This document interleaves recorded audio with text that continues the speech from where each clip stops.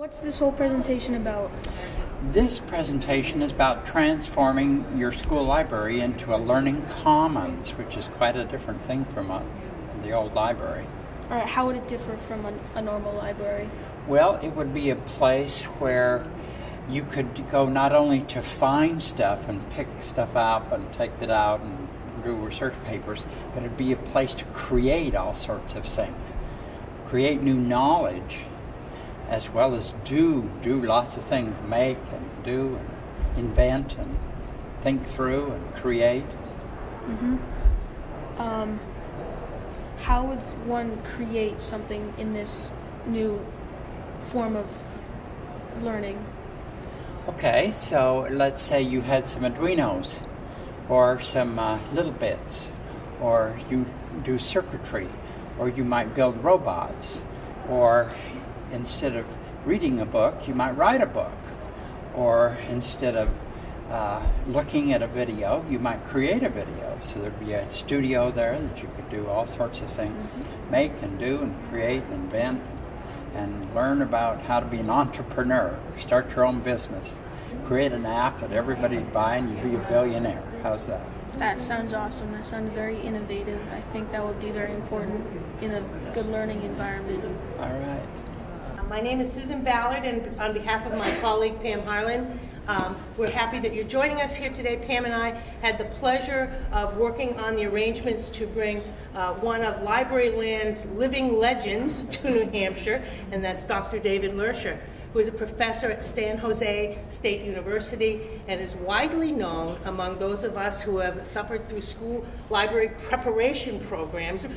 We all learned how to spell his name very early, right? I bet everybody here can spell Loertscher because we've cited it so many times in papers and bibliographies. But Dr. Loertscher is widely known for the taxonomies of the school library, as well as for his work in advancing free voluntary reading, and especially in terms of helping libraries move from traditional models to a more robust and contemporary version called the Learning Commons. So he's here with us today. I see some familiar faces from yesterday. He was here all day with us for a pre-conference. We had a great day, and we had an opportunity to visit Southern New Hampshire University's new Library Learning Commons, and it was a great day. And so the fun continues today, and we're happy to have Dr. Loertscher with us. And without further ado, here's Dr. Loertscher.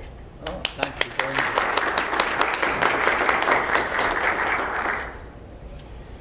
So a little bit more about this Loertscher business. My grandfather was from Switzerland, and Grandma was from Holland, and the other grandpa and grandmas were from England.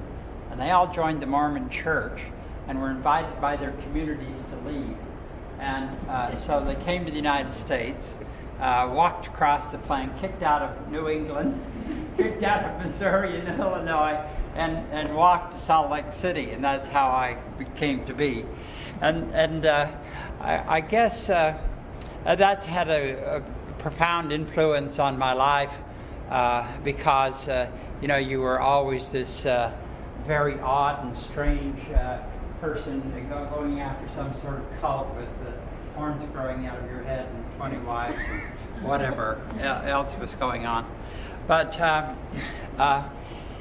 I had a terrible education, K-12 experience, and I've spent a lifetime now trying to get over that problem because I was ill-equipped to handle the kinds of things, the academic rigors and all sorts of things. So I have kind of had a passion to try to change things for young people, and our Sam here, who is recording this session, is a good example of experiences that I did not have in K-12 that I hope Sam learns from and learns how to build a career around his passions and interests, etc., etc. So I've been in this profession now for 50 years. So I knew the pioneers of this field, Dr. Mary Gaber and Dr. can't remember her name, senior moment, from Columbia University, who wrote some of the early standards for school libraries. And so it's been very interesting. Those were back in the days when we were trying to embrace audiovisual materials. So it was, so my first job in elementary school, I had 10,000 books. I had 2,200 film strips.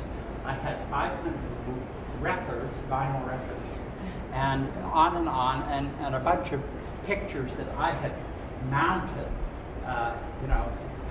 hundreds of pictures that I had mounted because teachers actually used real pictures glued to cardboard, at the time. So, and it's been and those were back in the days of the 16 millimeter projector. And so we had, in the profession, we had library ladies and AV guys. And because, and the AV guys knew how to thread projectors, and the women, of course, were not capable of learning that sort of thing. But suddenly we discovered that the female gender actually could thread the projector and get the film tightly around the sound drum so that it would actually work. So that was quite a time. So we've seen the evolution, of course, of this whole field because of the change that has happened across the years. And so about 10 years ago, Sue Ballard just talked about the taxonomies of the school library program. I published that book years and years ago, went through 2 editions, and when I sat down to write the 3rd edition, it became rather apparent that that book could no longer be revised because the kinds of things, everything had changed. Everything had changed for the young people. The information had exploded, the technology had exploded, the internet was here, everybody was on Google.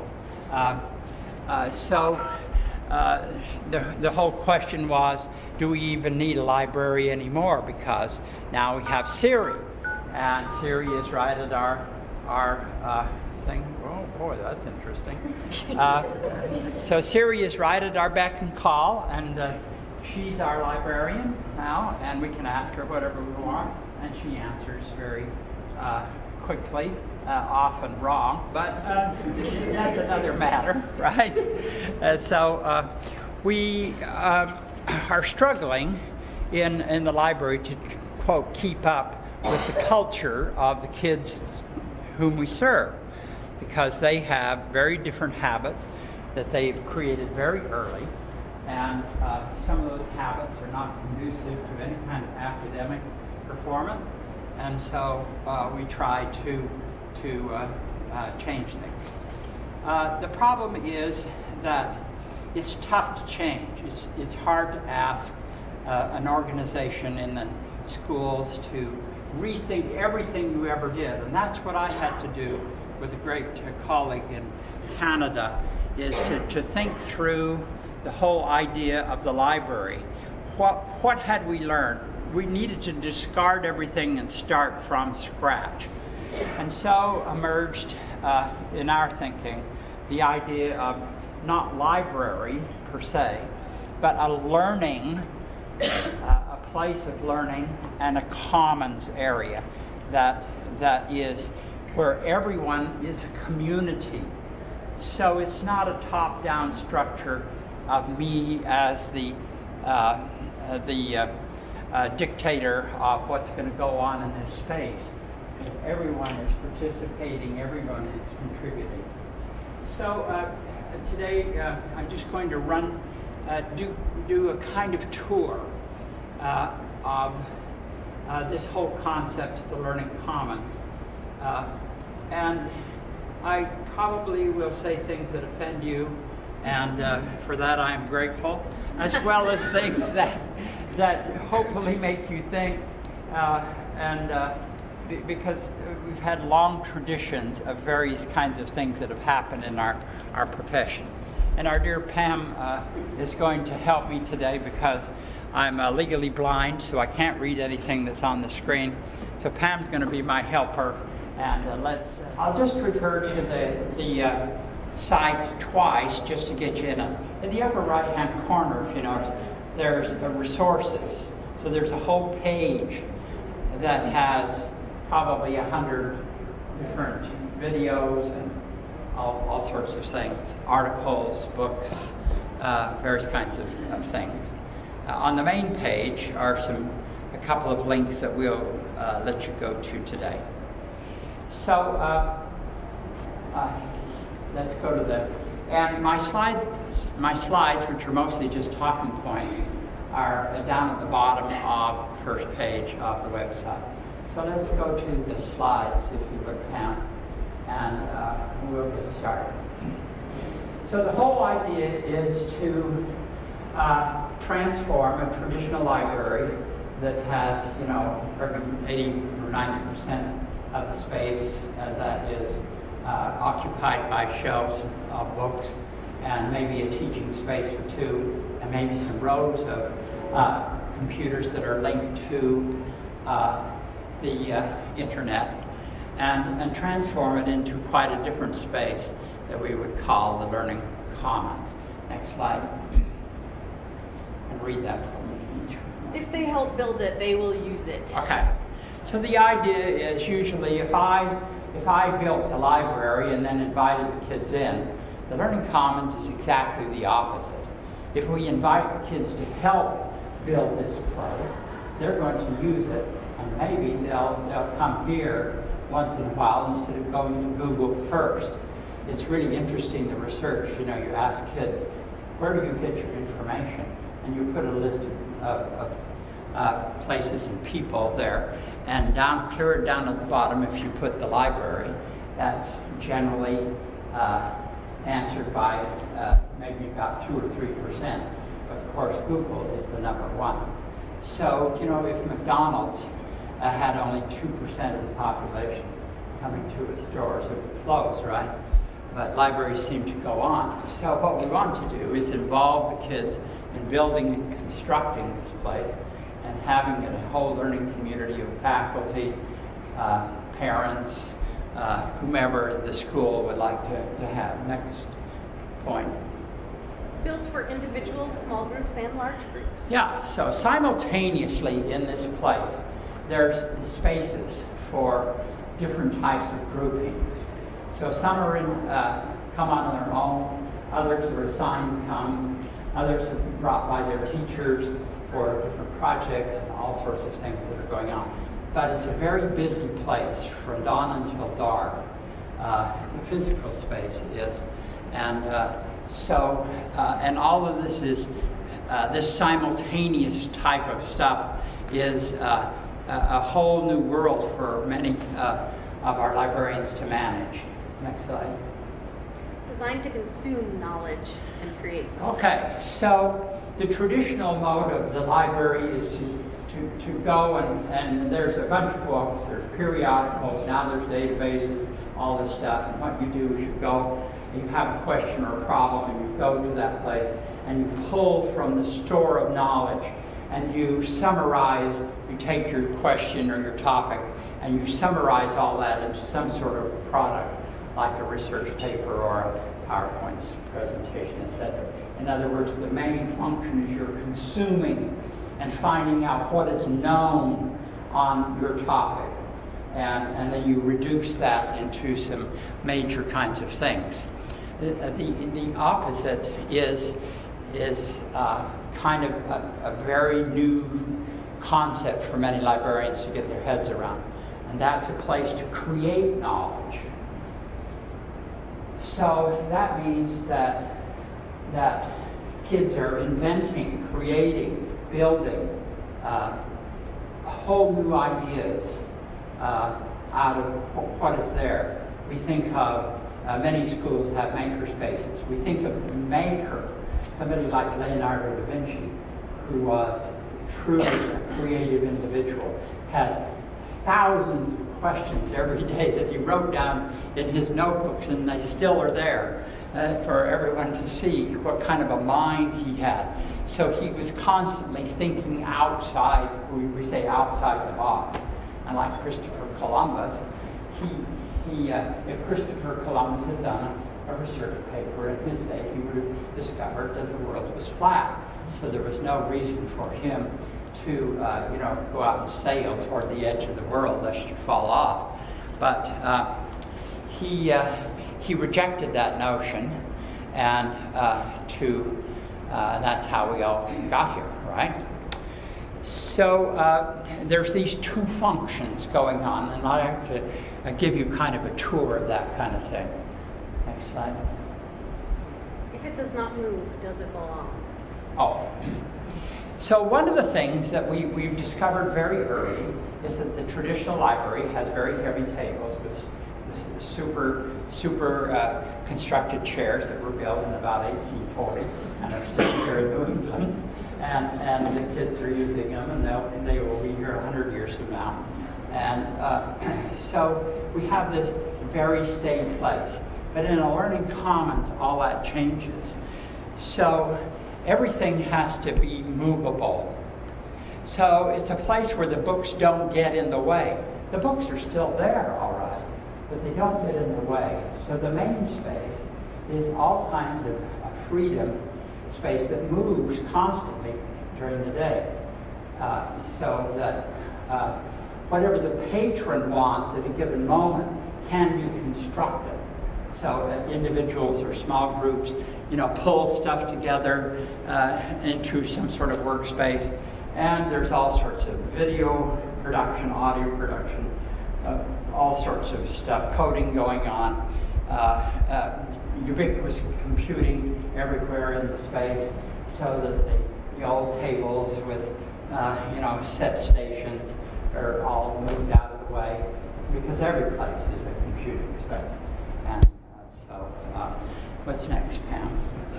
Zones of quiet, noisy, but not chaos. Yeah. So one of the main problems in building a learning commons is how do you get the old idea of the academic library where kids come to study quietly, read a book quietly, and are able to do their work. And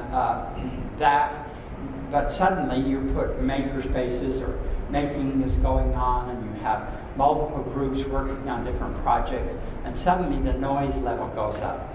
And people, just last week in California, library clerks who were in charge of a lot of the libraries in California were trying to figure out how to restore order in the library. How do you get it back to this wonderful feeling of a quiet place that all the kids can come to?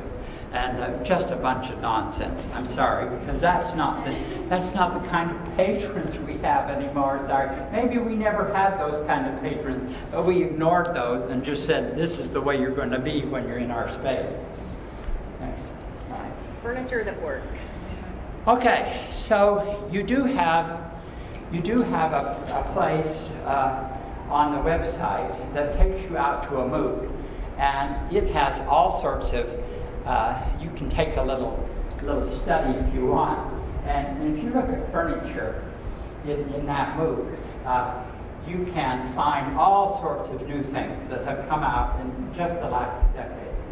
So, chairs, everything seems to have wheels on it, including the bookshelves, and so it is absolutely wonderful. The kinds of chairs, for example, the kinds of tables, rectangles, trapezoids, triangles, all sorts of things that can be moved around, put together in different configurations, whether I have a group of 4 working on a project, or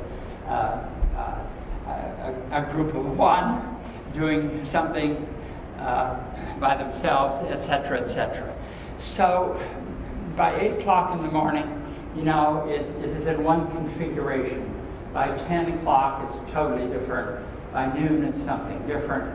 There might be a listening lunch going on in the place, and suddenly everything moves away, and kids bring their lunch in, sit on the carpet, and they listen to each other perform. It could be a musical group, it could be a drama production, it could be a poetry reading, all sorts of things.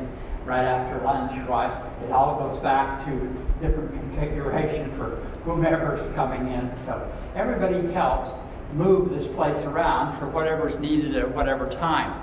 Now, we talk also about zones, and if you're very clever about how you create this space, and architects often help with this, you can have kind of quiet zones and semi-busy zones, and then very busy zones. And the idea is to have everybody coexist in this environment. Pam? Yes. Oh, and she's showing. Yeah. Thank you. Tell them what you. Oh, you were just showing the move, right? Yeah, the MOOC, the furniture gallery that you set up, because I think it's so useful. All these different ideas. Yeah, all sorts of crazy things, and you can see them a lot at the big conventions. These furniture reorders will come, and it's fun to just look at all the different kinds of things that are now available to put into the space. Okay, so.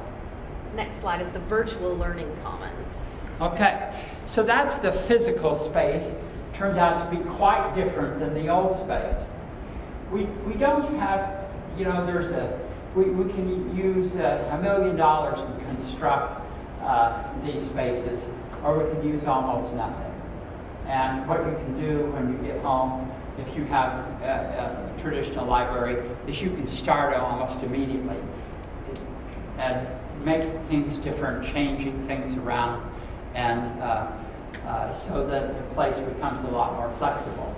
So I've known librarians who have spent almost nothing in totally recreating their space. And then you go to Portland, Maine, and you see where $1 million Learning Commons is a part of the school, with absolutely gorgeous designs and windows and spaces and making spaces and doing spaces and all these sorts of things. So it's incredible to see what people can do, you know, with imagination and thoughtfulness, and including the patron in the planning of that space.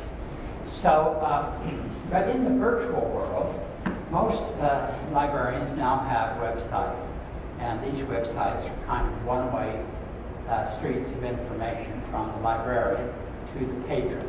It's their link to the databases, all the rules of the place, you know, where to find this or that, bibliographies of what you might like to read that I'm recommending as a librarian.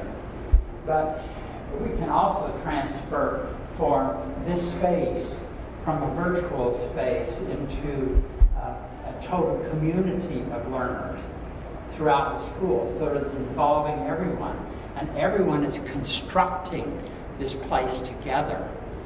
So this terrifies many librarians to think that you would allow your patrons to be able to get into your website and add something to it. You know, what are they going to add immediately, and how am I going to survive and keep track of all of the stuff that teenagers are going to put on you know, this place. So, but the virtual learning commons, and if you're still on the website, you'll find a lot of links to help you. So my students at San Jose State University have created elementary virtual learning commons, middle school ones, high school ones, some in Spanish, and then there's the general one that you can look at your leisure. And what these places are rooms that various kinds of things are going on in. And so they're rooms in which you can admit the patrons to help you build things, or teachers to help you build things. So you don't give every patron the authority to build these things, you know, I mean, to contribute anywhere and change everything and all sorts of stuff. But in a particular room, you might have a committee of Sam's here, our videographer today, who is, you know, taping the ball game, and then they're putting it up. Every day there's something new on on the Virtual Learning Commons website. So it's the hook page. So if Sam comes to school in the morning, the first thing he wants to do is he wants to go to the Virtual Learning Commons website, because there's going to be something from the night before that the tech squad of the Learning Commons has put up.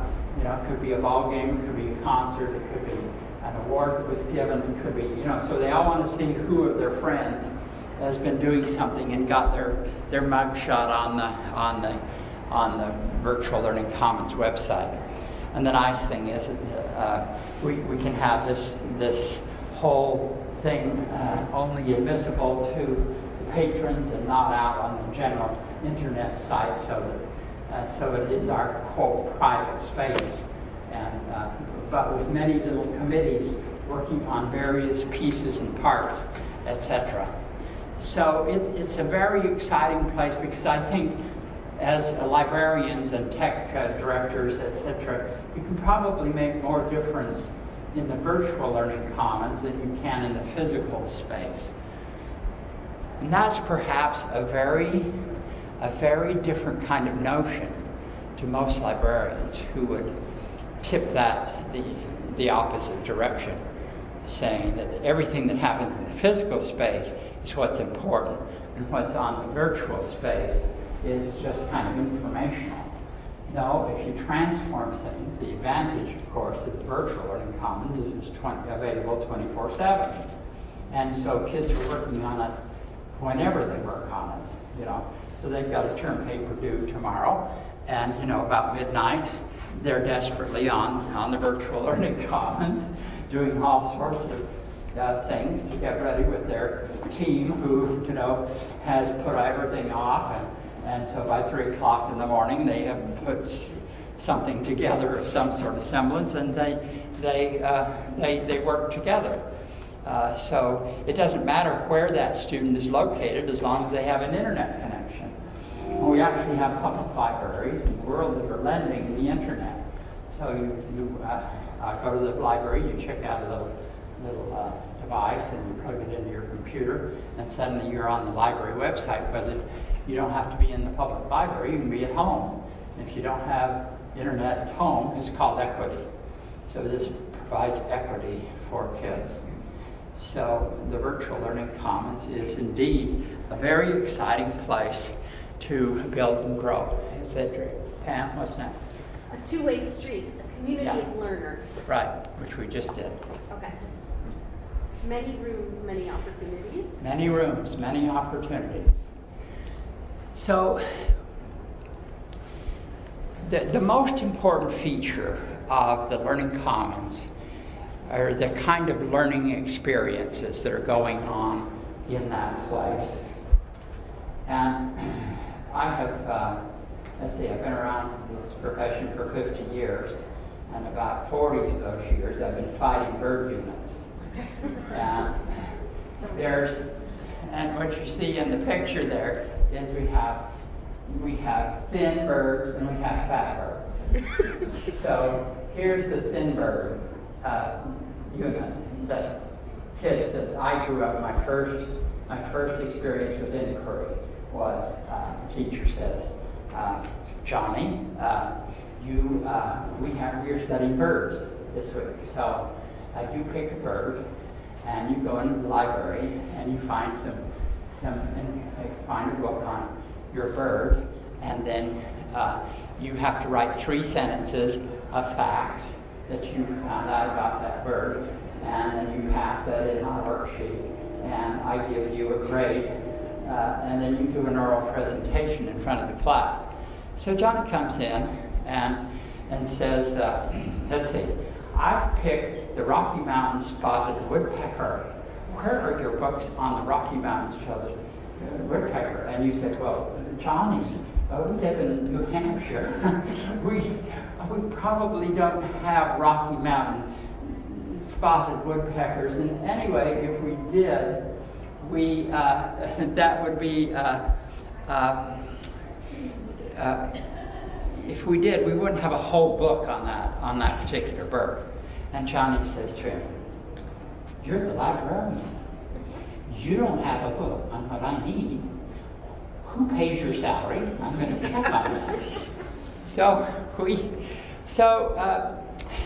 Finally, the librarian in desperation finds a book that has a lot of birds in it. And so, luckily, Johnny finds that there's 3 sentences about the Rocky Mountain spotted bird in that book, and he copies them out 2 to 3, passes them in, does his oral report, and gets an A on his paper. And he's learned his first great lesson in plagiarism. So that has persisted in education, except now we call it a fat bird unit. And the fat bird units that go on are something like this. So first, I'm going to tell this story from the perspective of my grandson. You see, I have 9 children, 7 of whom are still living, and I have 28 grandchildren. And so I recently interviewed a high school senior, and here's the story. So he was doing a paper, a major paper on immigration from the perspective of a wide variety of groups. So he wanted to know, what Hispanics think of immigration, what the Republican Party thinks about immigration, the Democratic Party, the Chinese, that have come to this country, etc., etc., etc. So his teacher said that they could choose any topic that they wanted, as long as it had to do with kind of something current in social studies. And so my grandson said, so our teacher took us to the library one day, and the librarian gave the same presentation that I've heard for 4 years in this high school. It was how to use the databases, and she used the same PowerPoint slides, 5 of them. And I sat there thinking, lady, I learned this, 4 years ago. Why are you just repeating what you did? So I'm thinking, how can I spend my time, texting my neighbor or doing, 20 other things while you're nattering on about something, because I'm going to go back from the library back to the classroom, and I'll never see you again. And you won't know whether I used any of the databases. You don't know if the databases made one slight bit of difference, because I'm just going to Google anyway what I need to know, because you're not going to have a book that's really current about the attitudes of 20 different groups about current immigration problems. You're not going to have a book on that, and I already know how to use your databases, so don't bother me with doing this again and again and again. So that's I call today the normal thing was ask kids to pick a topic, do the research on it, do a major project, a big project, not 3 sentences, and then I'm going to again present it to my peers, and then I will get my grade on it. And that sort of thing, I think, is still in the I don't know that librarians can demonstrate with doing one-shot presentations about library databases. I'm not sure that they can claim much impact on teaching and learning. The problem is they don't know what happened after. They know they taught it. They can report to the superintendent how much time they spent in teaching the databases or teaching this or that, but they cannot do any reporting or give any data on what the impact was on the particular research that was going on. And the teacher just brings that class in because she's always done that, and so she doesn't really care. She doesn't have to even attend anymore because she knows about the databases, but it's a nice time to run down to the teacher's lounge for a cup of coffee. And so I think there's not a lot of progress when those kinds of things happen. So what are we thinking about next? We're thinking about knowledge building. So me and my students at San Jose have built what we call knowledge building centers, and you have this picture of a website that's there, a tutorial on how teachers and teacher librarians can work together to build great learning experiences, not bird units. Experiences that really deepen the knowledge. And one of the major differences that they do during those kinds of experiences is they cancel the oral reports. So what they do in these is they have every kid pursue, like you're part of immigration. You're going to do the Chinese view. You're going to do the Hispanic view. You're going to do the Republican Party or the Democratic Party over here. And then we'll all become experts in our piece. And then, instead of doing the oral reports, we're going to pull all those together as a group. And we're going to coalesce what everyone knows, because the teacher and the teacher librarian is going to ask the learners a tougher question that requires all of the expertise from the individual projects to be put together in order to construct a much deeper concept of the state of immigration attitudes here in this country at the present time. And then perhaps project into the future how to change maybe the whole attitude about immigration, because we're all immigrants to this country, including the Native Americans. They have come from different places depending on which tribe they are, and all sorts of stuff. So you start to see that this kind of learning experience, I think, goes deep. It starts to work on collaborative, cooperative group work. It pushes kids into what we call collaborative intelligence, where they are taking what is known and then creating new solutions to major problems, of course, which immigration is. Or they're working on climate change, or they're working on the drug problem in our community and in our school, or bullying, and they're trying to come up with major solutions.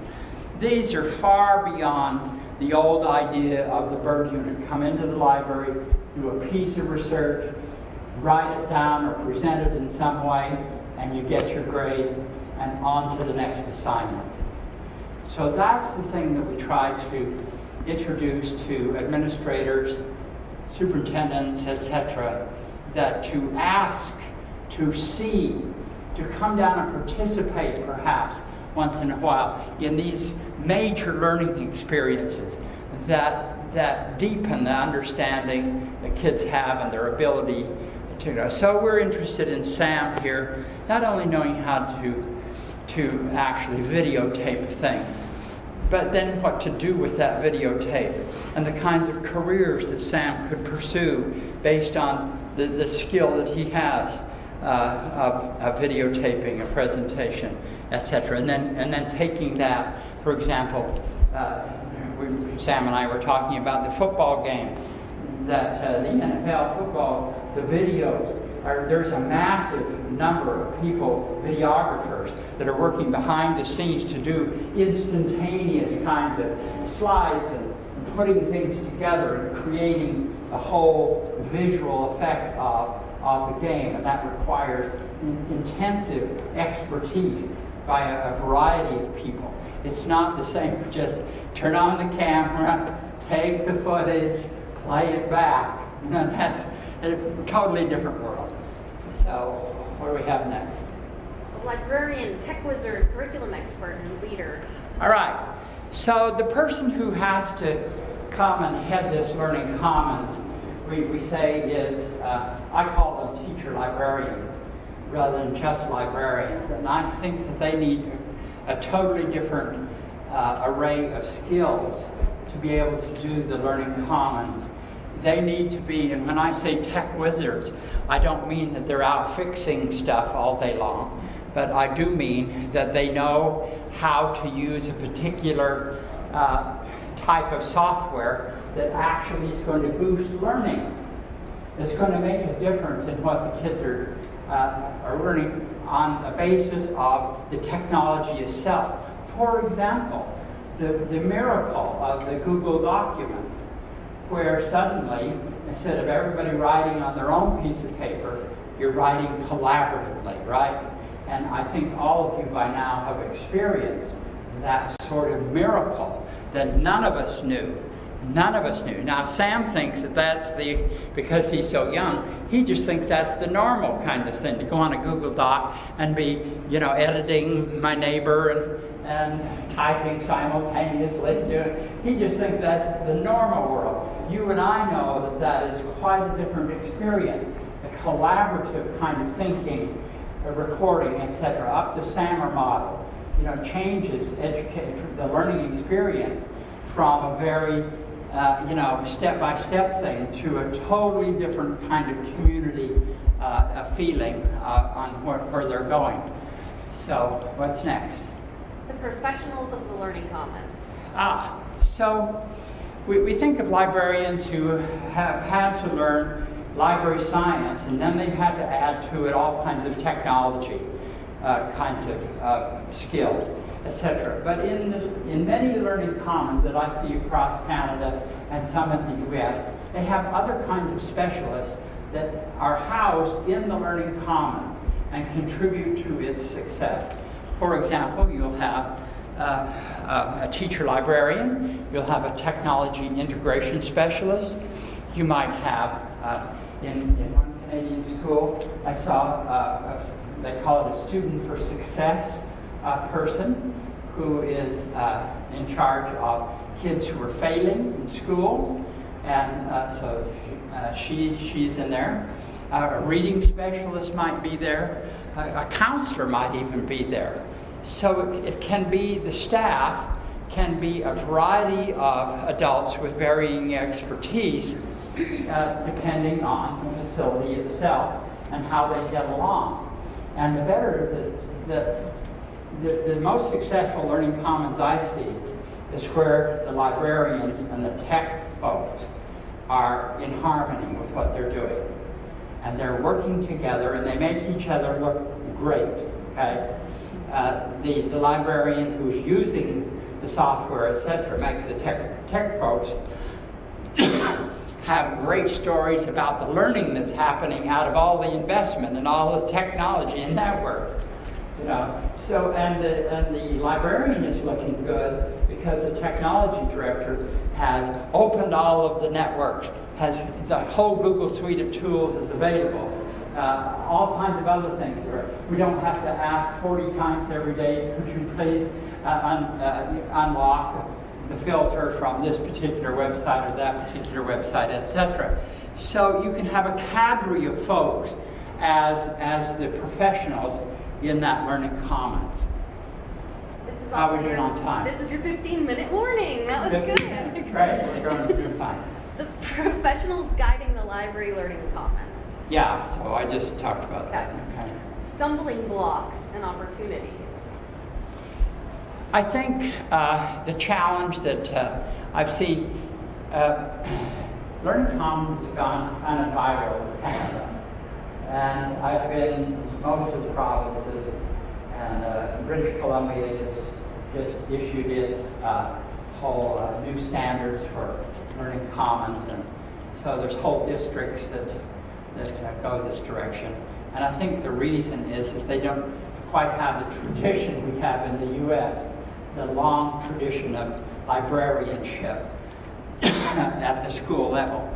And so they've been, this like Sam is a different generation, and Sam doesn't know all the traditional things he's supposed to do with a camera and the videotape. So they just start, they ignore the past because they don't know the past, and they just start fresh.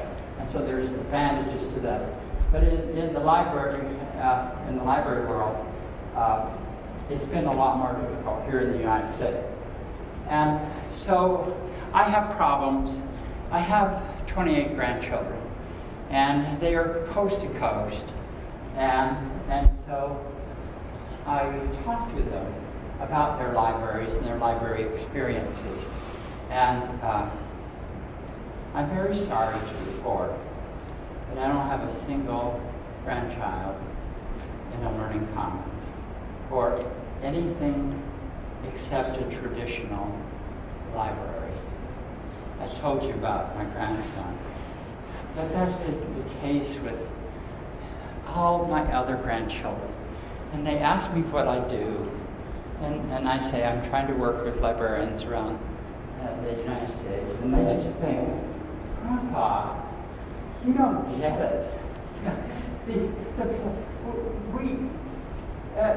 Another high school senior, it's a granddaughter, said, let's see, I'm not sure there's a library in the school. And then her sophomore brother said, oh yeah, it's down at the end of, hall number 3 or 4. Oh yeah, I guess I do remember. She's a senior in high school. And then I asked my grandchildren who are in elementary school, well, what do you do when you go to the library? And they say, well, they sit us down and we read a story and we pick out a book, and we go back to the classroom. And I think, there's a lot of money wrapped up in person and all the resources. Can we ever get off the old track of just a storage space with a bunch of stuff that somebody's trying to protect? And for example, I went into, how am I doing? Got 5 minutes? 10, okay. So I go into to the Atlanta Public Library, and I'm in the children's room doing some indexing on a project, and a little black girl comes up to the checkout desk and wants to check out a book. She brings her book out, and the clerk is there, and so the clerk gets her library card, passes it by, and the computer says, this kid owns 25 cents. Fine. Can't check out a book. Now, as I was sitting there and observing this, that the computer had locked out this kid for 25 cents, you took one look at this girl, about 10 years old, and she didn't have 25 cents. And she would never have 25 cents, and the computer was locking her out of literacy. Now, if there was a bigger crime in the United States, I do not know. Now, I was sitting there just enraged. Luckily, just by happenstance, what was I going to do? I would have gotten up and paid the quarter and just the machine is not going to tell this girl that she cannot read. So luckily, the librarian happened to come out, discerned that, erased the fine, and let it go. Happily. But the idea that the clerk would enforce, or that there would even be the rule there in the first place, one rule fits all people. And so my own granddaughter in Virginia right now, she's been locked out of her school library because she didn't return a book. And her parents take her to the public library every week, and they get loads and loads of books and all sorts of stuff. That book probably ended up at the public library and something, And so she's been locked out of doing it. So there's just nonsense that goes on. It's at some point when I was a child, I got to check out one book. Sometime during the 1960s, 2 books came along, and we seem to be stuck there.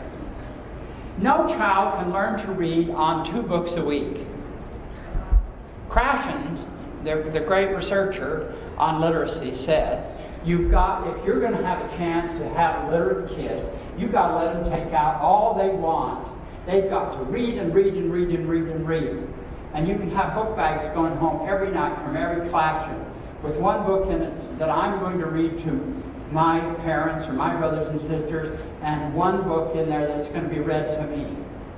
And in the experiment I did in San Francisco, from K to 2, everybody was worried about how many books we'd lose. The maximum number in any classroom, taking book bags home every night, was 3 for the whole year. That's the cheapest reading program that school ever had. And every single kid except a few was ready to read, was ready to go on to the next grade. There is no mystery, but librarians have to kick in with huge amounts of books that kids want to read. It's just got to happen. So that's just one nagging problem that I have. Because I just wish that we would respond as a profession to the whole changes that have been going on with the young people that are coming to us, and create a space that they own, that they're going to use, that they recognize as better, that is a complement to Siri that's in my pocket, that I've got to have at this place. When I see the transformations happen in schools, from a library one year to a learning commons the next, here's the things that I notice. Number one, kids are there. They crowd into this place. You have to kind of try to say, we're just overflowing. Could you come back half an hour later? You know, so kids gravitate to you because when they enter the place, there's 20 things they could do right now that they want to do. They can sit down and read a book, or they could write a book, or they could watch a video, or they could create a video, or there's all these options to do, both academic and then there's this disruptive sense to the place that there's things I can do here that are not in the curriculum. That's what I want to pursue as a learner. You've got a ton of stuff on the little website stuff. I encourage you, give me a call on the phone if you want to just talk, or email me. I'm reader.david@gmail.com. I'm happy to respond to questions constantly and give you some advice if I can for a little bit. So I appreciate you coming today, and encourage you to take the challenge, push it into new directions, and see what the difference makes when kids really want to come there and they take an interest and help build it, and they'll use it.